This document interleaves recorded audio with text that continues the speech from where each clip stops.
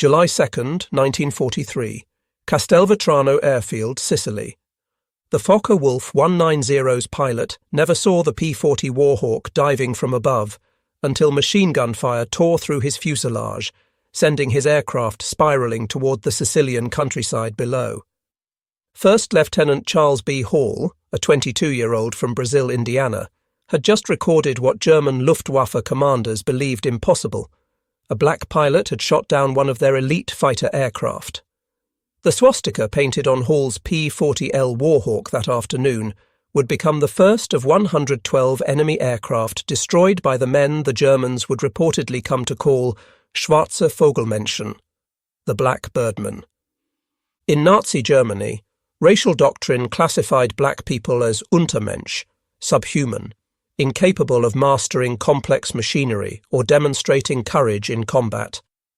The Nuremberg laws had forbidden marriages between Germans and people of African descent. Yet here, above the Mediterranean skies, that ideology was about to collide catastrophically with reality, as 992 trained pilots from Tuskegee, Alabama, would systematically demolish both German aircraft and German assumptions about racial superiority.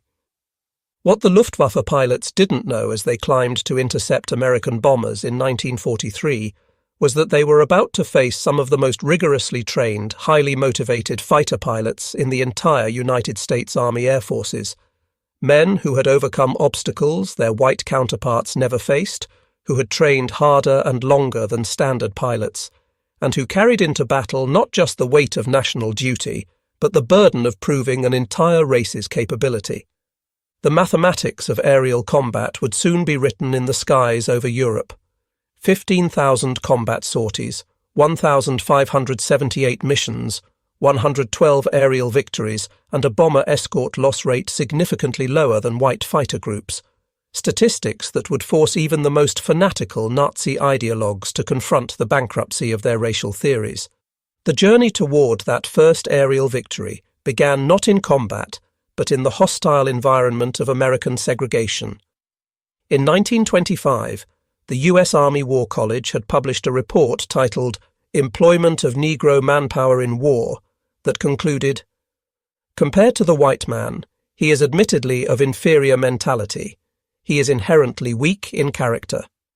This official military assessment claimed that black soldiers lacked the intelligence for technical roles and the courage for combat leadership. Yet even as military leaders clung to these prejudices, a small group of black Americans was already proving them wrong. Eugene Bullard had flown for France in World War I because America wouldn't let him serve. Bessie Coleman had earned her pilot's license in France in 1921 when no American flight school would accept her. By the 1930s, the Coffey School of Aeronautics in Chicago had trained dozens of black civilian pilots, demonstrating that flying skill knew no racial boundaries. The pressure for change intensified as war clouds gathered over Europe. Civil rights leaders like Walter White of the NAACP, Labour leader A. Philip Randolph, and Judge William H. Hastie lobbied relentlessly for black inclusion in military aviation.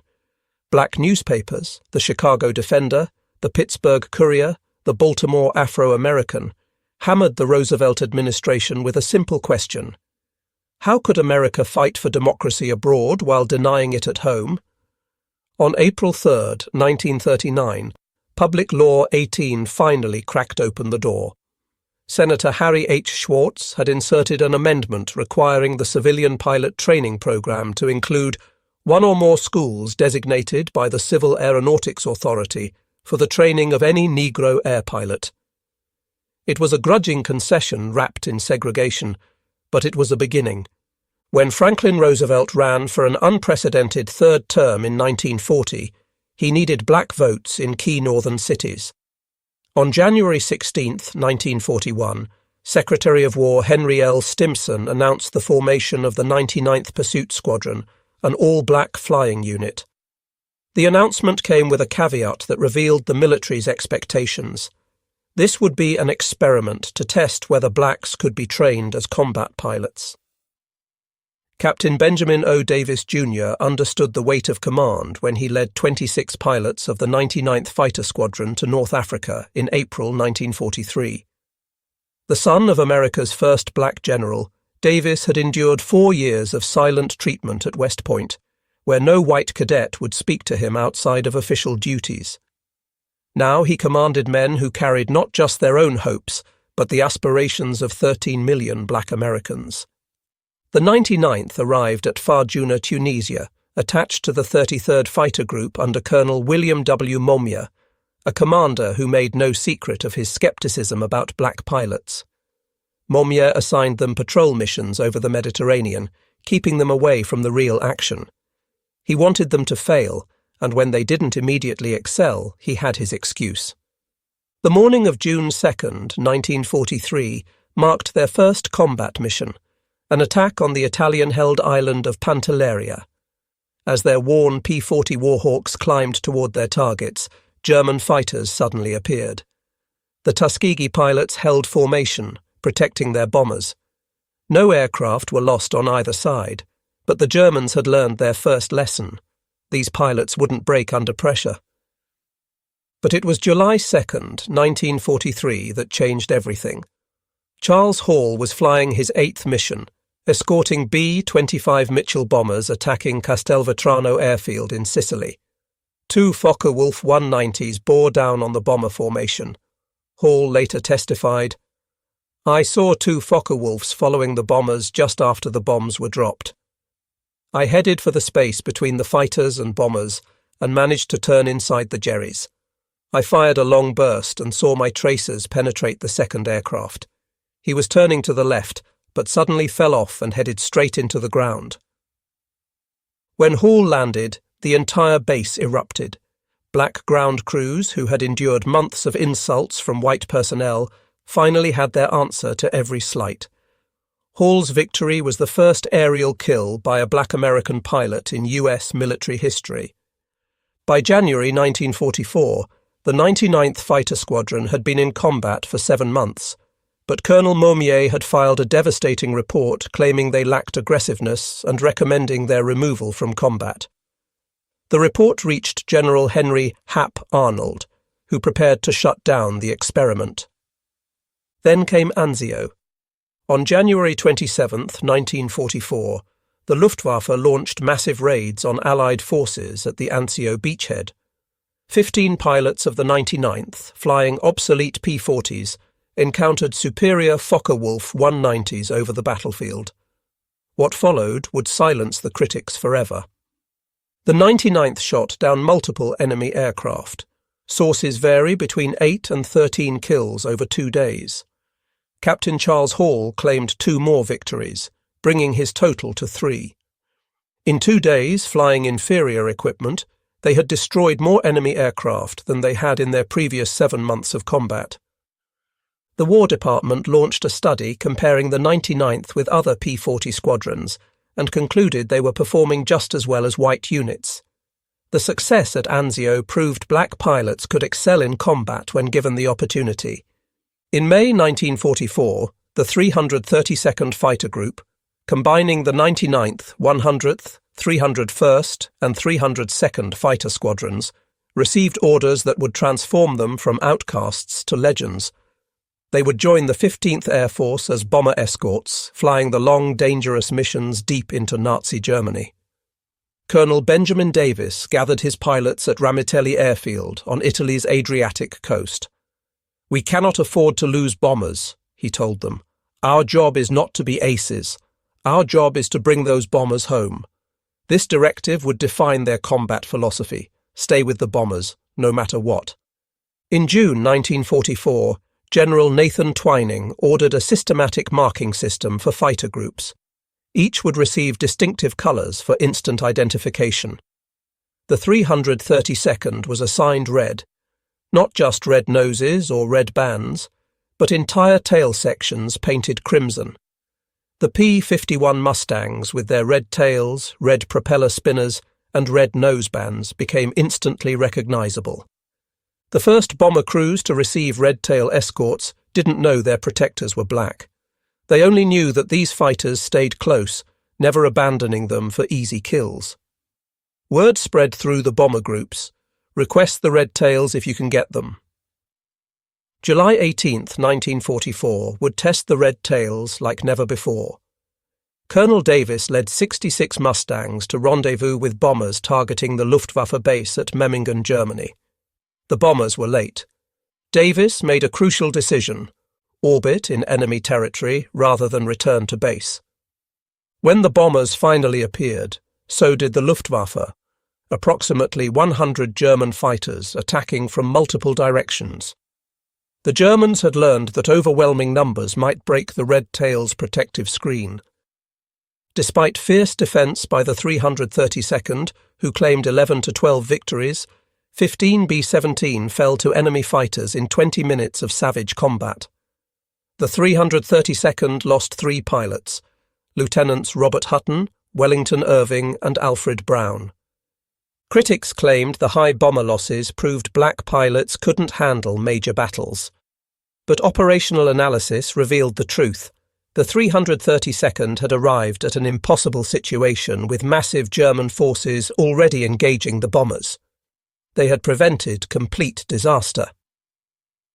By March 1945, the Luftwaffe's conventional fighters could barely challenge Allied air supremacy. But Germany had one last card: the Messerschmitt Me-262, the world's first operational jet fighter. With a top speed of 540 miles per hour, it could outrun any propeller-driven aircraft.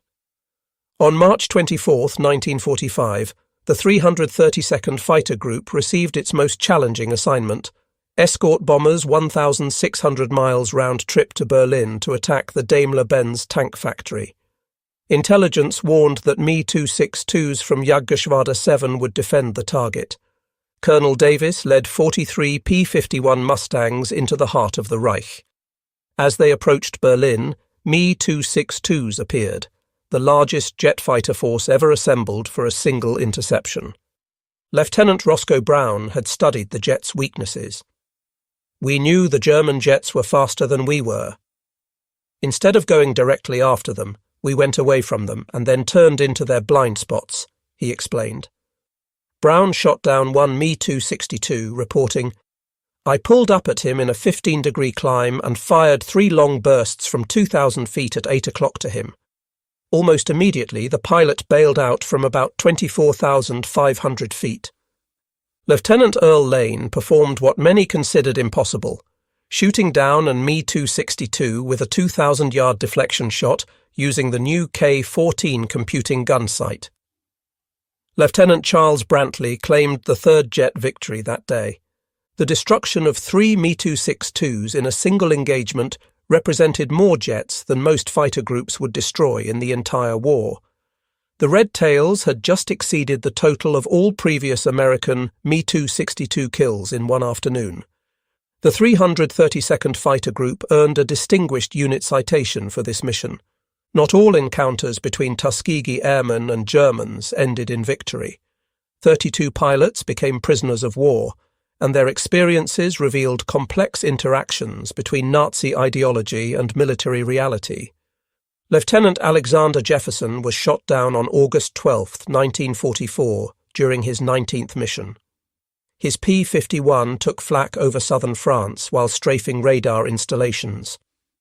At his interrogation, the German officer had extensive intelligence about the 332nd Fighter Group. The interrogator had information about Ramitelli Airfield, about our squadron commanders, even details about my parents' home in Detroit, Jefferson recalled. He knew my father was a teacher and my mother's maiden name. Their intelligence was frighteningly thorough. Inside Stalag Luft 3, Jefferson found himself treated like any other American officer. White POWs from bomber crews often approached him with gratitude for red tail protection. These interactions, impossible in segregated America, occurred naturally in German prison camps. The irony wasn't lost on Jefferson. Here I was in a Nazi POW camp, being treated more equally by white Americans than I would be back home. When the war ended and Jefferson returned to the United States, he was immediately segregated at the disembarkation point. While German pilots reportedly acknowledged the Red Tail's skill with the nickname Schwarze Vogelmännchen, American bomber crews became their most vocal champions. These men, who faced death on every mission, cared nothing about race, only survival. Bomber crews developed their own mythology about the Red Tails. Stories spread about their distinctive flying style, the way they waggled their wings in greeting, their tight formations, their refusal to abandon damaged bombers. Red Tail Angels became the bomber crew's name for them. The statistics supported the bomber crew's preferences. Research by Air Force historian Dr. Daniel Hallman revealed that bombers under 332nd Fighter Group escort lost only 27 aircraft to enemy fighters, compared to an average of 46 for other P-51 groups of the 15th Air Force. This superior protection rate occurred despite the Red Tails flying some of the longest and most dangerous missions of the war. By war's end, the Tuskegee Airmen had compiled a combat record that demolished every pre-war assumption about black military capability.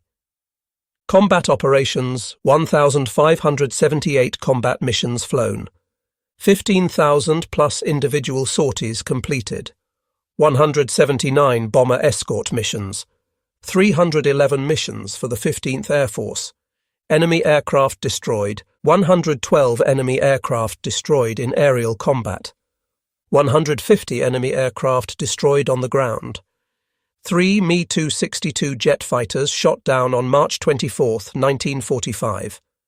Ground targets destroyed: 950 railcars, trucks and motor vehicles, 254 locomotive engines. TA-22, former Italian destroyer Giuseppe Missori, damaged beyond repair on June 25, 1944. Protection record: 27 bombers lost to enemy fighters, versus 46 average for other groups. Superior protection rate maintained across 179 escort missions. Individual achievements: Lee Archer, 4 confirmed victories. Joseph Ellsbury, 4 victories, including 3 FW-19s on July 12, 1944. Edward Toppins, 4 victories. Clarence Lester, 3 kills in 1 mission, July 18, 1944. Decorations earned: 96 Distinguished Flying Crosses, 332nd Fighter Group pilots, 744 Air Medals, 14 Bronze Stars, 8 Purple Hearts, 3 Distinguished Unit Citations for the 99th Fighter Squadron, 1 Distinguished Unit Citation for the 332nd Fighter Group. Human cost: 66 pilots killed in action, 32 pilots captured as prisoners of war, 84 killed in training and non-combat missions. The transformation from mockery to respect wasn't just about courage.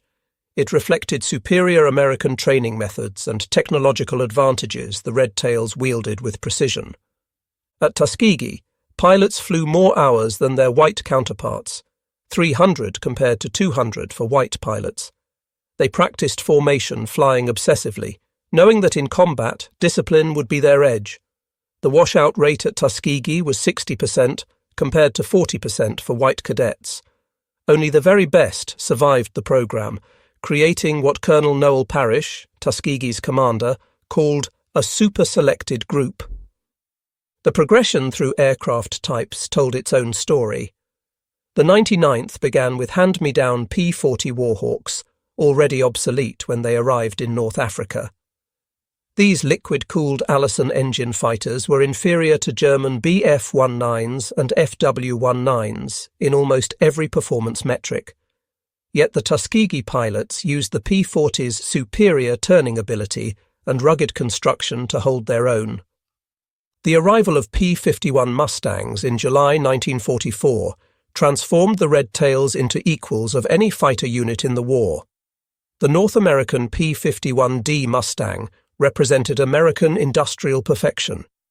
Its Packard-built Merlin engine gave it a top speed of 437 miles per hour. Its 6.50 caliber machine guns could destroy any aircraft.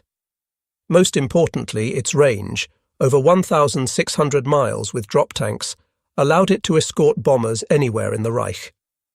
Behind every pilot who shot down a German aircraft stood dozens of support personnel, mechanics, armourers, crew chiefs, who kept the red tails flying. Of the approximately 16,000 Tuskegee airmen who served, fewer than 1,000 were pilots. The rest were the unsung heroes who made victory possible. The ground crews worked miracles with limited resources. Ramitelli Airfield in Italy was primitive compared to other American bases. Spare parts were scarce, with the 332nd often last in line for supplies. Yet their aircraft availability rate, the percentage of planes ready for combat, equaled or exceeded that of white units. These ground crews also faced combat. German raids on Ramitelli were rare but deadly. On March 24, 1944, a German bombing raid killed several support personnel. The men continued working through the attack, pulling aircraft away from burning fuel dumps. The strategic bombing campaign over Europe provided the ultimate testing ground for the Tuskegee Airmen. Each B-17 Flying Fortress cost $238,000 and carried 10 highly trained crew members. The loss of a single bomber represented a strategic setback that rippled through the entire war effort. This is why bomber protection mattered more than aerial victories. Colonel Davis understood this when he ordered his pilots to resist the temptation to chase German fighters. "Anyone can shoot down a fighter if they abandon their post," he said. "It takes discipline to stay with the bombers when the enemy is running." The Red Tails' escort tactics evolved through experience. They developed a three-layer defense: close escort weaving directly above the bombers, medium escort positioned to intercept incoming fighters, and high escort watching for diving attacks. This system required precise coordination and absolute discipline. The Tuskegee Airmen fought two wars simultaneously, against fascism abroad and racism at home. Their combat record challenged both Nazi racial ideology and American segregation, proving that excellence in aerial combat transcended racial categorization. While the Tuskegee Airmen fought Germans abroad, they battled prejudice at home. Their victories over the Luftwaffe made headlines in black newspapers, but were often minimized or ignored by the mainstream press.